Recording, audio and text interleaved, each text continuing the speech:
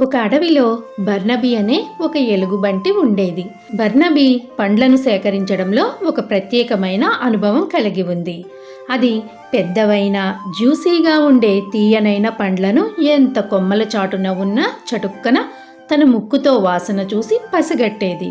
అటువంటి ప్రత్యేకత మరెవ్వరికీ లేదు. కానీ బర్నబీకి ఒక సమస్య ఉంది. అది ఇతరులతో తనను తాను పోల్చుకోవడం.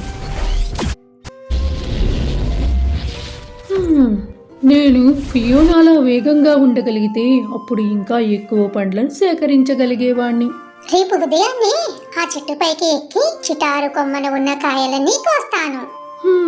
నేను కూడా సెసిల్లాగా చెట్టు ఎక్కగలిగితే కొమ్మల పైన ఉన్న పెద్ద పెద్ద కాయలను కూడా చేరుకోగలను. కానీ నేను ఎక్కలేనే. అలా ఎప్పుడూ ఒకరితో పోల్చుకుంటూ తనని తాను తక్కువ చేసుకుంటూ ఉండేది. ఒకరోజు మధ్యాహ్నం బర్నబీ పండ్లను సేకరిస్తూ ఉండగా తను ఒక ఆందోళనకరమైన అరుపులు విన్నాడు. ఎవరైనా ఉన్నారా? నా పిల్ల గూడులో నుండి పడిపోయింది. అంత ఎత్తుకు తనను నేను తీసుకువెళ్ళలేను. దయచేసి నా పిల్లను రక్షించండి. ఆ మాటలు విన్న బర్నబీ అక్కడికి కంగారుగా వెళ్ళి ఆ పక్షి పిల్లను చూశాడు.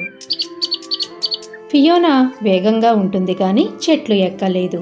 సెసిల్ తన గింజలను దాచుకోవడంలో బిజీగా ఉన్నాడు. వీళ్ళిద్దరూ కూడా ఆ పక్షి అరుపులను గమనించలేదు. ఓ బుజ్జి పక్షి, నువ్వు భయపడకు. నేను నిన్ను నీ గూటికి క్షేమంగా చేర్చుతాను. నాకు మంచి ఆలోచన వచ్చింది. నా పదునైన గోళ్లతో నేను మ్యాజిక్ చేస్తాను చూడు. నిజంగానే తను అద్భుతాన్ని చేసి చూపించాడు. తన పదునైన గోళ్లతో చెట్లకు ఘాట్లు పెట్టి దానిలో చెక్కలను పెట్టి ఒక నిచ్చెనను తయారు చేశాడు. ఇప్పుడు ఈ నిచ్చెనపై నుంచి నిన్ను నీ గూటిలో చేర్చాలి.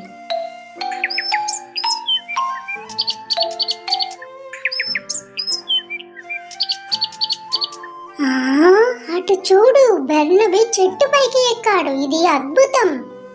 ఓ బర్నబీ, నువ్వు నా పిల్లలను కాపాడావు. నువ్వు చాలా తెలివైన వాడివి. బర్నబీ, నేను ఆశ్చర్యపోయాను. నేనైతే ఎప్పటికీ అలా చేయలేను. నేను ఎప్పుడూ ఆలోచించని విధంగా నువ్వు నీ బలాన్ని ఉపయోగించావు. అది చాలా తెలివైన ఆలోచన బర్నబీ. నేను అంత తెలివైన పని చేశానా? అందరూ పొగుడుతూ ఉంటే నాకు చాలా సంతోషంగా ఉంది. బర్నబీ ఇతరులతో పోల్చుకుంటూ వాళ్లలా ఉండడానికి ప్రయత్నిస్తూ తన సొంత ప్రత్యేకతను, ప్రతిభను మర్చిపోయాడు. తను వేగంగా పరిగెత్తలేకపోవచ్చు, చెట్లు ఎక్కలేకపోవచ్చు, కానీ సొంతంగా ఆలోచించడంలో, బలంలో అతను చాలా తెలివైనవాడు. ఆ రోజు నుండి అతను ఇతరులతో పోల్చుకోవడం మానేశాడు. అప్పటి నుండి తన సొంత ఆలోచనలు, తన బలంతో ఇతరులకు సహాయం చేస్తూ ఒక తెలివైన ఎలుగుబంటిగా పిలువబడుతున్నాడు.